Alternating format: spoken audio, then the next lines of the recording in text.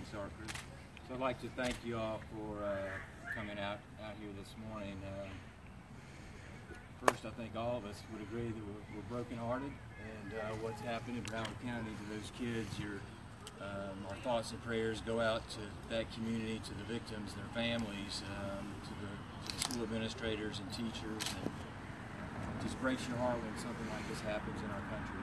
And we go through a lot of emotions. Of course, upset. Nothing is more precious to us than our children. And I think we question what more could we do as school officials, as law enforcement officers to protect our kids. And I called down to talk to Superintendent Runcie this morning to offer our counselors, mental health counselors, and others if we could be of any service to provide support in helping their students and faculty members through this horrific time. Having said that, I think it's been a wake-up call for us here in Leon County. I've always believed that job one of any school official, principal, or superintendent is the protection of our kids and our faculty. We've always had a wonderful relationship with the Leon County Sheriff's Department for decades now. But I've talked to our Chief of Security, Chief Hunkyard, this morning. We're going to immediately launch a comprehensive assessment of what we're doing in our schools. We believe that our schools are safe and that parents should not have to worry when they're sending their kids to any of our public schools about them not being protected at all times. But again, I think this is a call to action for us and every other school system across the country to evaluate what procedures that we have in place and how we could potentially look to improve. But again, I just think we're heartbroken for those families, and you just don't know what to expect on any given day. But I think our relationship for decades now with the Leon County Sheriff's Department has been wonderful. We could not do this without the support of our sheriff, Sheriff McNeil, and the deputies that are in our schools every day. Many times I get asked, how do you prevent something like this from happening? I guess there's no 100% guarantee of prevention. But what I would say is a good offense is a good defense, meaning that you want to develop trusting relationships with kids, where if they hear something or see something, that they aren't afraid to approach the adults and to say something. The more comfortable they are, the more likely they are to say, look, I think Johnny, I'm worried about him. I think he may harm himself or may harm others, or there's posted something on social media. And so how can we, as Principal Hanson and other principals, develop those meaningful relationships with our young people where they do feel comfortable coming to us? And I know we've stopped a number of incidents on the front end, and I think that's the only way to combat this. But again, it doesn't happen without the support of our local law enforcement agencies. And this time I'd like to Sheriff McNeil say a few words. Sheriff. Thank you, Superintendent. Good morning. And as Superintendent Hanna indicated, our hearts go out to the families in South Florida, Parks, the community there, and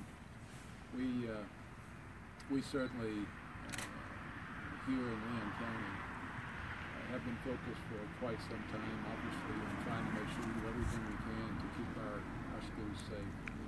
And I think to the extent that our staffs have worked so diligently to make that come to fruition, but we can never actually be satisfied. We have to each and every day see how we can improve upon our protocols and our procedures as relates to target hardening our schools.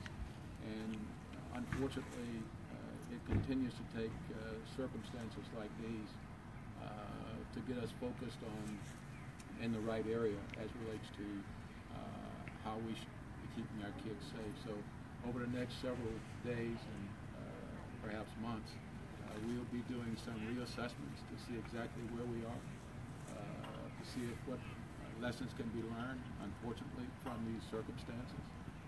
We already know some things that happened that had not been anticipated. The fire alarm being pulled and the kids exiting school. And I can tell you the folks in Broward County, Sheriff Israel, they have focused on that, and they perhaps made some comments about how they need to improve. And we'll be having conversations with the Sheriff's Association on this very topic of school safety. And what measures need to be taken that we perhaps aren't taking. But I think, can say without fear of contradiction that we are here in Leon County focused and doing everything we can to keep our kids safe. That doesn't mean that someone's out there perhaps thinking right now about how to thwart our effort, which means we have to continuously be vigilant and adopting and coming up with new strategies. And we are about doing not only Leon County Sheriff's Office but all of our law enforcement partners. Much of this discussion we will have also with our regional domestic terrorism task force. I'm a leader in that group, and we'll be talking about this in a general perspective on how we go about targeted hardening all of our schools and what best practices we should put in place. So I want to say to our citizens, we can never guarantee you that anyone's going to be safe.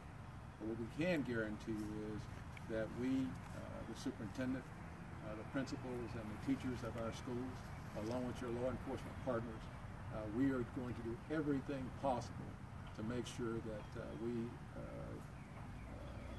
work to prevent circumstances like what happened in South Florida from happening here in our community.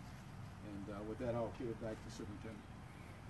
So I think at this time we'll take any questions you may have, either from a school's perspective and school leadership, or with the Sheriff's Department. Do Leon County schools practice active shooter drills? Do you call them that? How familiar are our schools individually with protocols should something like this happen? Do we? The answer is absolutely yes. Yes, we do. The difference in this situation is if you were to walk into a school right now in the middle of third period while class is in session, that's an easy one. You know, we just lock the school down. Kids are taught, parents or the teachers are taught exactly how to handle it.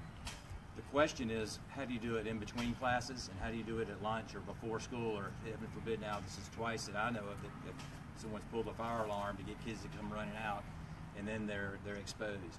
So those are the ones, that conversations we're going to have. I know at Leon we did just that. We had how to handle a situation in between classes, because if you think about it, if something like this is going to happen, it's going to happen while kids are out and about. They're not tucked into classes. They're safe right now. But when classes change and something like this happens, okay, how do kids react? If they're outside, we used to teach them wherever the noise was coming from, the gunfire was coming from, run the opposite direction. If you're in the building, get to the nearest classroom. Teachers pull as many kids as you can in and lock the classroom down.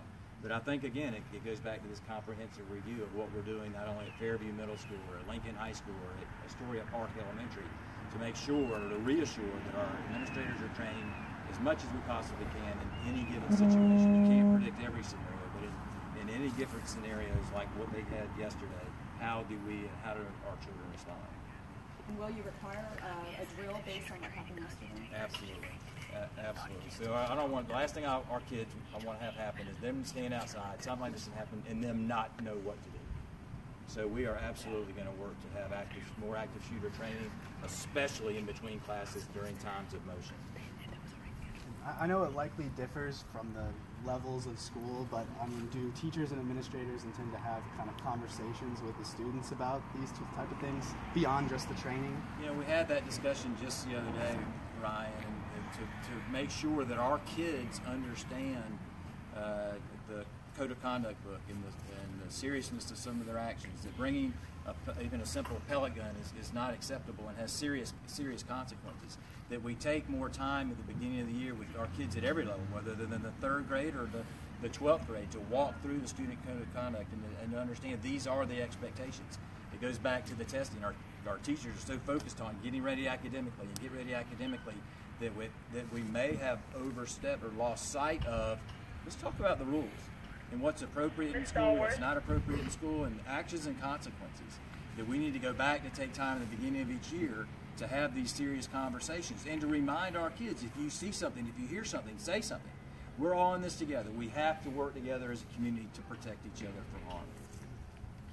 The Broward County Sheriff said that the suspect in the shooting was a student who had been expelled from the school. So a lot of viewers are wondering what happens to a student once they're expelled from a school district. You know, is the district following up with the student to make sure that they don't fall along these lines? You know, one thing I'm very proud of in Leon County is very rarely do we ever put a kid on the streets. That we have an alternative school and alternative programs. So if they are expelled from a mainstream school, let's use Fairview as an example, that they will go to the Success Academy. That we don't just put a kid on the street to look towards guns and violence. That we have an alternative school that we can still continue their path academically and then earn their way back or earn their privilege back to a mainstream school or graduate from an alternative school.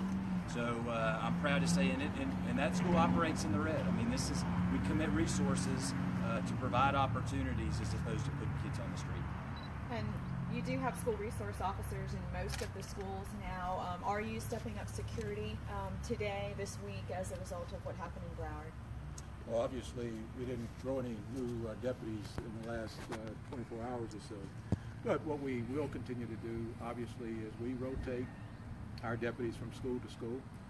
In those schools that don't have resource deputies assigned to those. We will also pick up our road patrol. We do this from time to time as well, and have the deputies who are on the road stop by those schools and have some visibility. But at the same time, we have to sit back and look and reevaluate exactly what those needs are. So your question's a good one, but it's also a question relative to assets and resources that we have available to us. You know, my family's been in the Leon County school system for nearly 100 years. And we are so thankful that nothing like this has ever happened in our community. Not that it couldn't, but I think we go above and beyond in the relationship that we have with our deputies to reassure parents and families that your children are safe.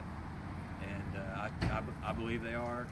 And I can assure you this, that nothing is more important, whether it's me as superintendent or Sheriff McNeil or Principal Hanson, than protecting our children from harm. Nothing.